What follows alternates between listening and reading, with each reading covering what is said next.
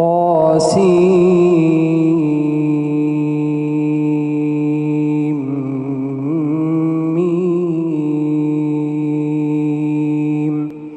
تلك آيات الكتاب المبين. نتلو عليك من نبأ موسى وفرعون بالحق لقوم يؤمنون.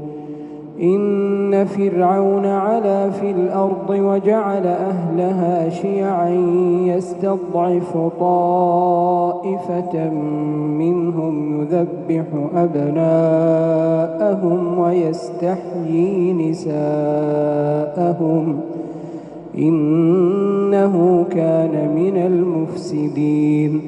ونريد أن نمن على الذين استضعفوا في الأرض ونجعلهم أئمة ونجعلهم الوارثين. ونمكن لهم في الأرض ونري فرعون وهامان وجنودهما منهم ما كانوا يحذرون. وأوحينا إلى أم موسى أن أرضعيه فإذا خفت عليه فألقيه في اليم ولا تخافي ولا تحزني إنا رادوه إليك وجاعلوه من المرسلين. فالتقطه آل فرعون ليكون لهم عدوا وحزنا إن فرعون وهامان وجنودهما كانوا خاطئين. وقالت امرأة فرعون قرة عين لي ولك لا تقتلوه عسى أن ينفعنا أو نتخذه ولدا وهم لا يشعرون. وأصبح فؤاد أم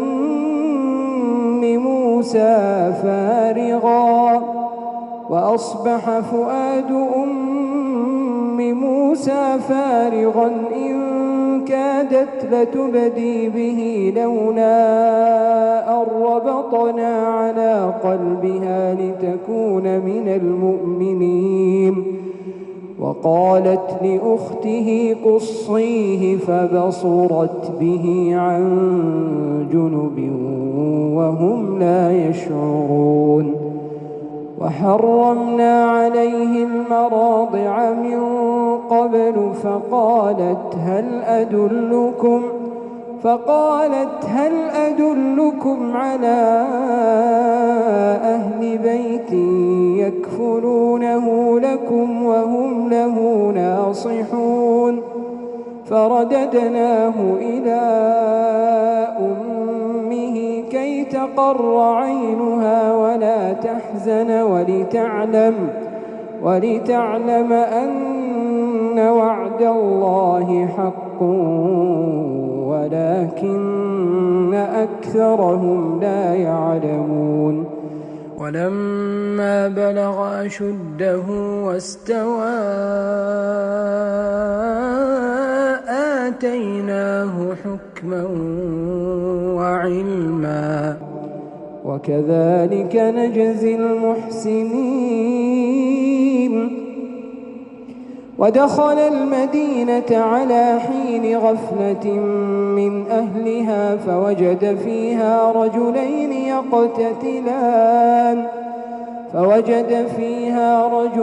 يقتتلان هذا من شيعته وهذا من عدوه فاستغاثه الذي من شيعته على الذي من عدوه فوكزه موسى فقضى عليه قال هذا من عمل الشيطان إنه عدو مضل مبين.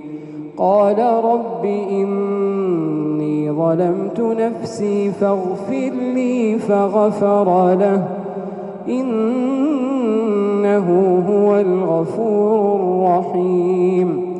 قال رب بما أنعمت علي فلن أكون ظهيرا للمجرمين.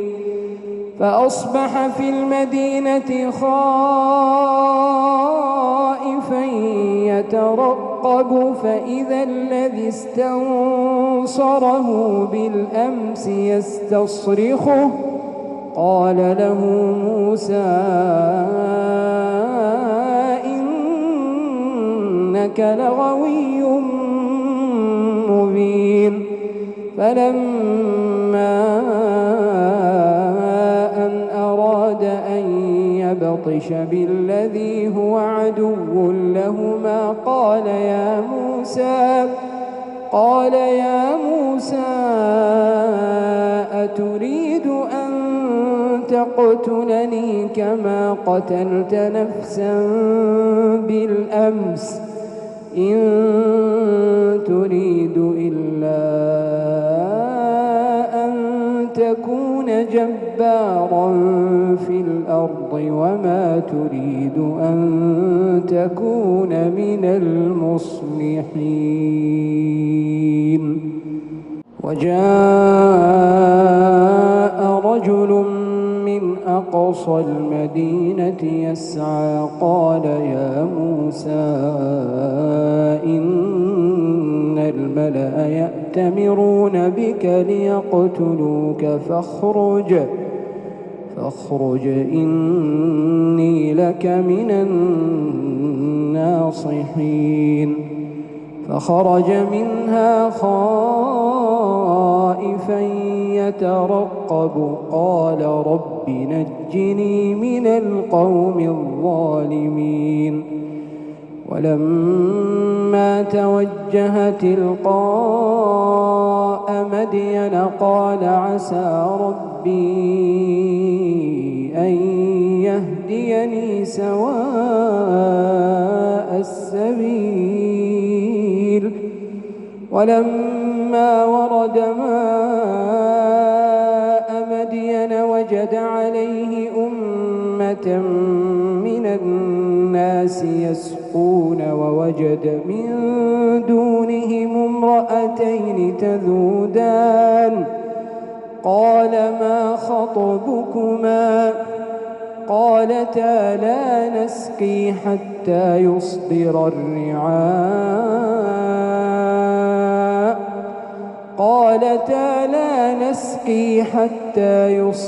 الرعاء وأبونا شيخ كبير.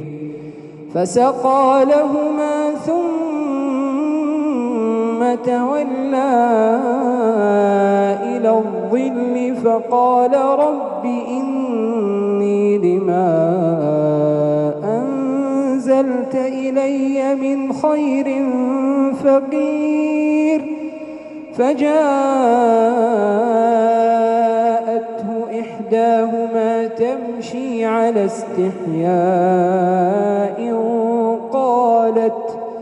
قالت إن أبي يدعوك ليجزيك أجر ما سقيت لنا. فلما جاءه وقص عليه القصص قال لا تخف نجوت من القوم الظالمين. قالت إحداهما يا أبت استأجره إن خير من استأجرت القوي الأمين. قال إني أريد أن أنكحك إحدى ابنتي هاتين على أن تأجرني 8 حجج فإن أتممت 10 فمن عندك وما أريد أن أشق عليك ستجدني إن شاء الله من الصالحين. قال ذلك بيني وبينك أيما الأجلين قضيت فلا عدوان علي والله على ما نقول وكيل. فلما قضى موسى الأجل وسار بأهله آنس من جانب الطور نارا قال لأهلهم كثوا إني آنست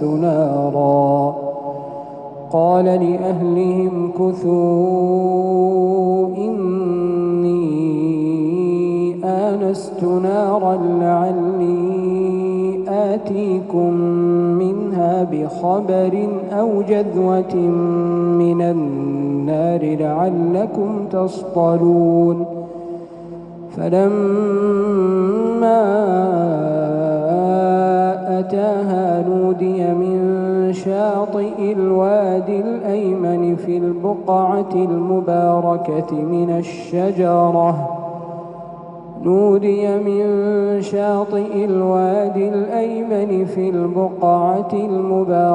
من الشجرة أن يا موسى إني أنا الله رب العالمين وأن ألق عصاك. فلما رآها تهتز كأنها جان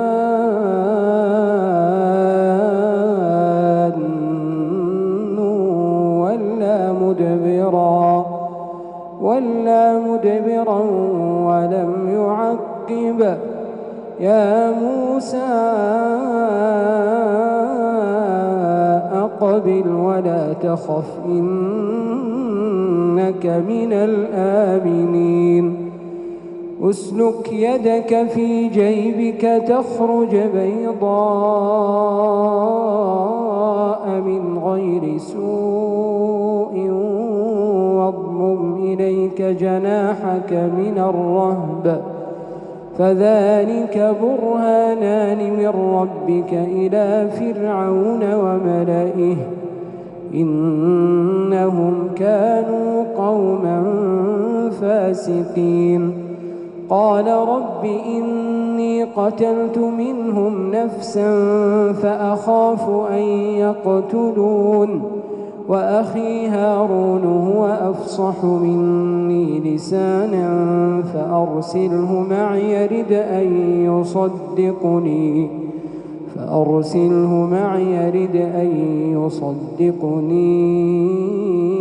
إني أخاف أن يكذبون. قال سنشد عضدك بأخيك ونجعل لكما سلطانا فلا يصلون إليكما بآياتنا أنتما ومن اتبعكما الغالبون. فلما جاءهم موسى بآياتنا بينات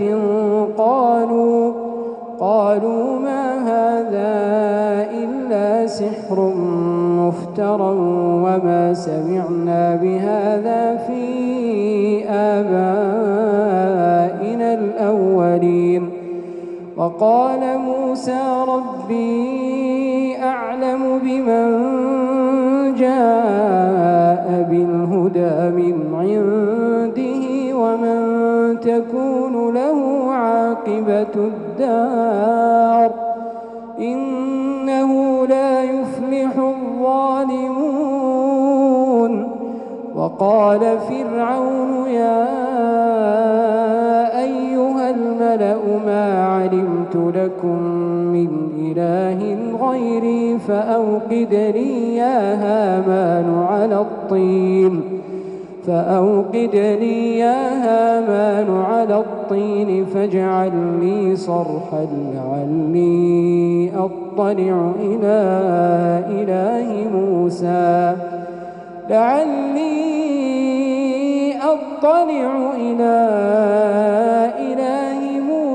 وإني لأظنه من الكاذبين واستكبر هو وجنوده في الأرض بغير الحق وظنوا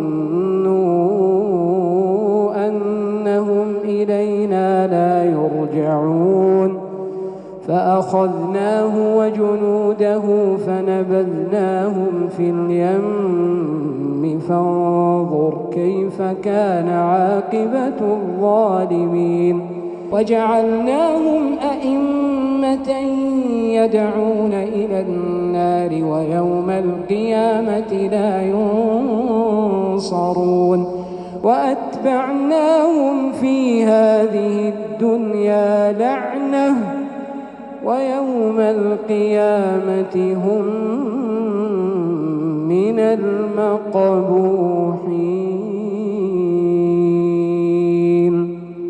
ولقد آتينا موسى الكتاب من بعد ما أهلكنا القرون الأولى بصائر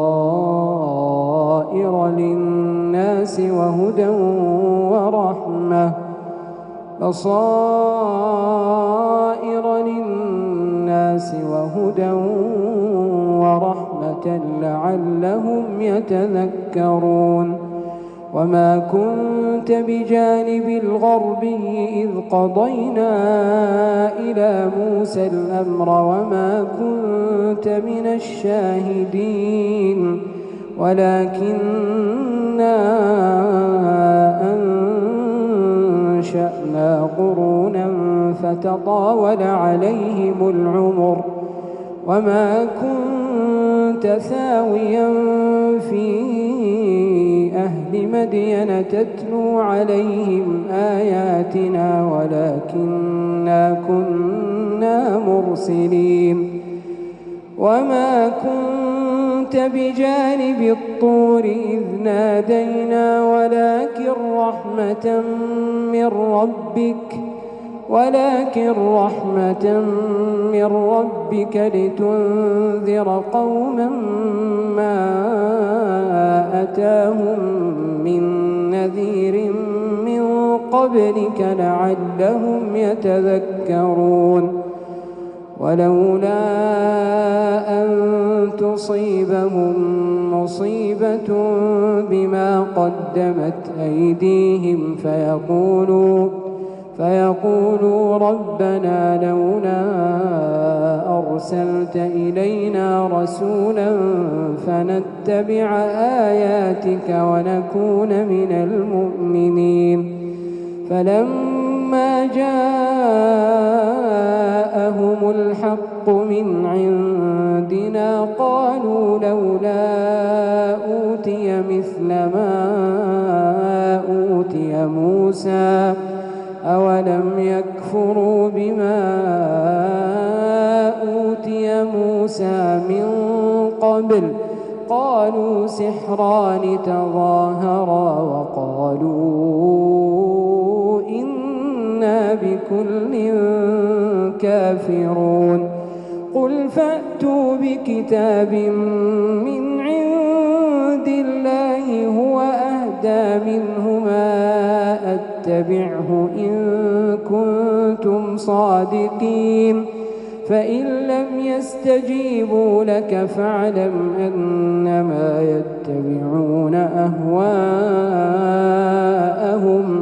ومن أضل ممن اتبع هواه بغير هدى من الله إن الله لا يهدي القوم الظالمين ولقد وصلنا لهم القول لعلهم يتذكرون الذين آتيناهم الكتاب من قبله هم به يؤمنون وإذا يتلى عليهم قالوا آمنا به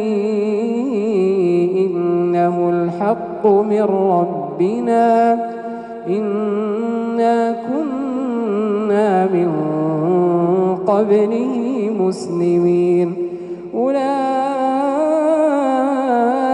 يؤتون أجرهم مرتين بما صبروا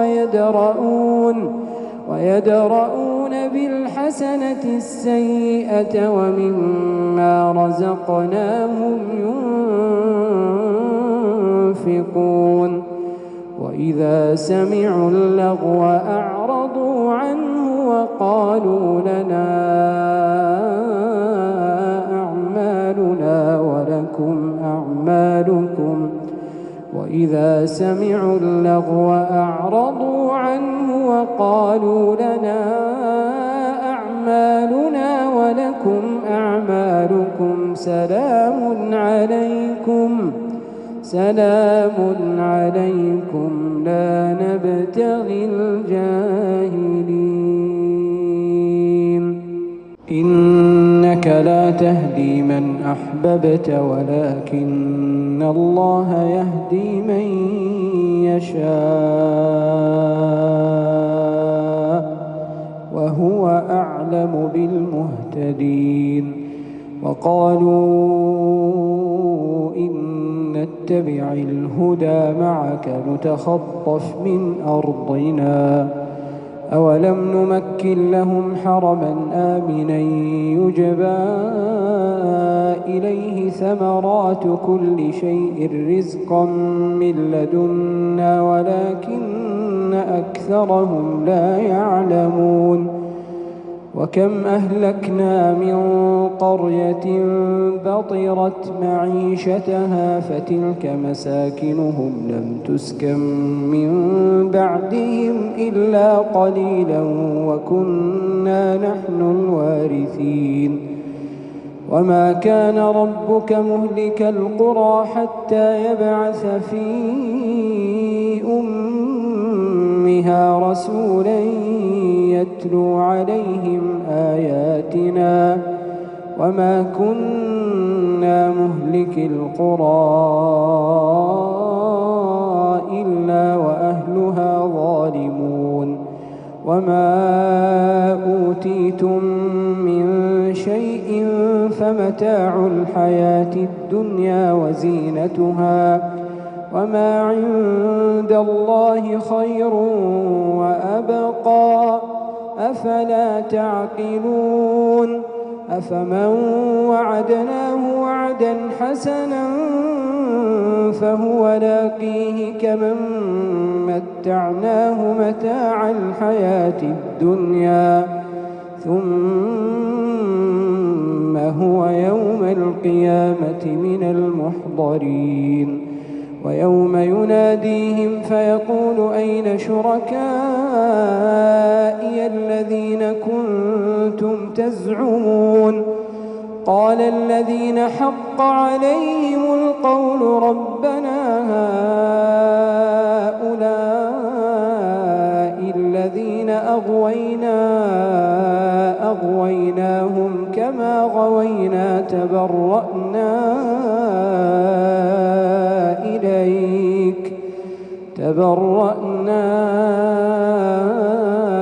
إليك ما كانوا إيانا يعبدون وقيل ادعوا شركاءكم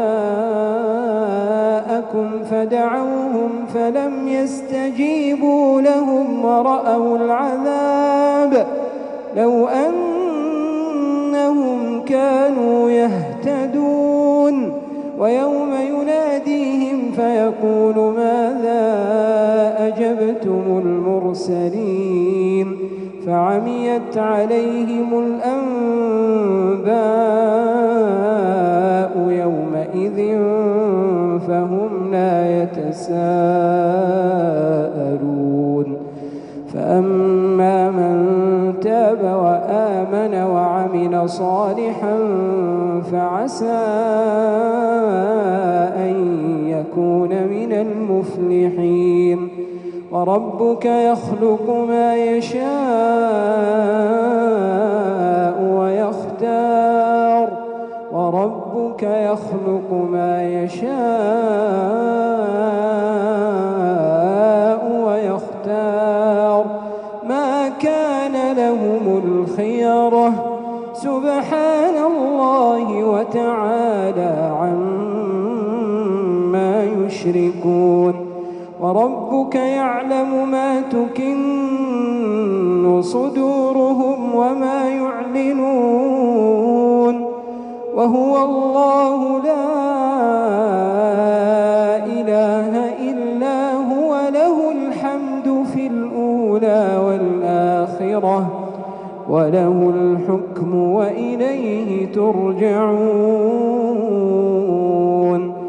قل أرأيتم إن جعل الله عليكم الليل سرمدا إلى يوم القيامة من إله غير الله يأتيكم بضياء أفلا تسمعون قل أرأيتم إن جعل الله عليكم النهار سرمدا إلى يوم القيامة من إله غير الله يأتيكم بليل تسكنون فيه أفلا تبصرون ومن رحمته جعل لكم الليل والنهار لتسكنوا فيه ولتبتغوا من فضله ولعلكم تشكرون ويوم يناديهم فيقول أين شركائي الذين كنتم تزعمون ونزعنا من كل أمة شهيدا فقلنا هاتوا برهانكم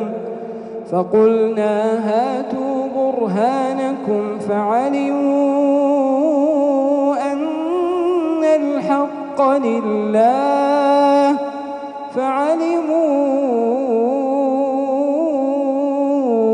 أن الحق لله وضل عنهم ما كانوا يفترون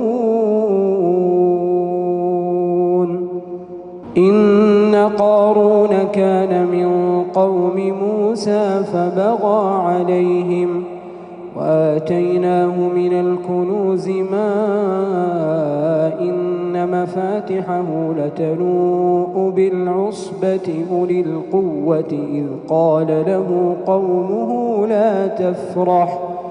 إذ قال له قومه لا تفرح إن الله لا يحب الفرحين وابتغ فيما آتاك الله الدار الآخرة ولا تنس نصيبك من الدنيا وأحسن كما أحسن الله إليك ولا تبغ الفساد في الأرض إن الله لا يحب المفسدين قال إنما أوتيته على علم عندي أولم يعلم أن الله قد أهلك من قبله من القرون من هو أشد منه قوة وأكثر جمعا ولا يسأل عن ذنوبهم المجرمون فخرج على قومه في زينته قال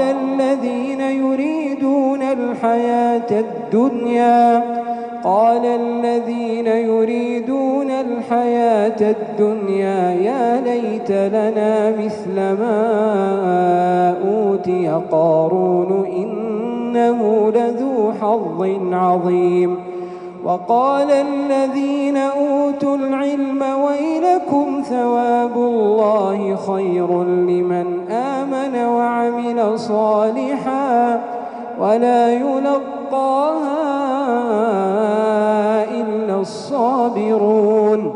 فخسفنا به وبداره الأرض فما كان له من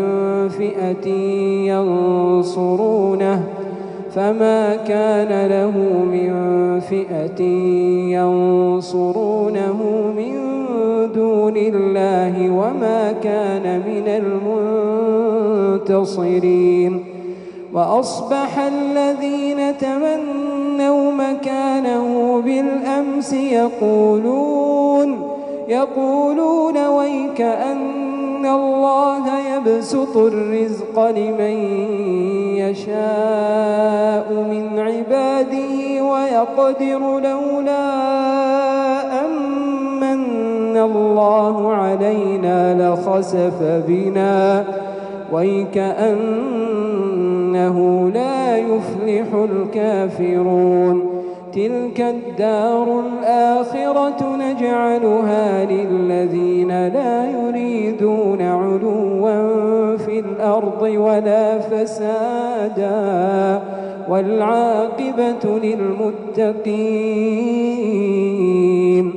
من جاء بالحسنة فله خير منها ومن جاء بالسيئة فلا يجزى الذين عملوا السيئات إلا ما كانوا يعملون.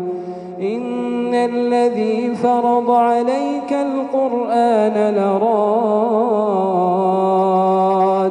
إلى معاد قل ربي أعلم من جاء بالهدى ومن هو في ضلال مبين. وما كنت ترجو أن يلقى إليك الكتاب إلا رحمة من ربك فلا تكونن ظهيرا للكافرين ولا يصدنك عن آيات الله بعد إذ أنزلت إليك وادع إلى ربك ولا تكونن من المشركين. ولا تدع مع الله إلها آخر لا إله إلا هو كل شيء هالك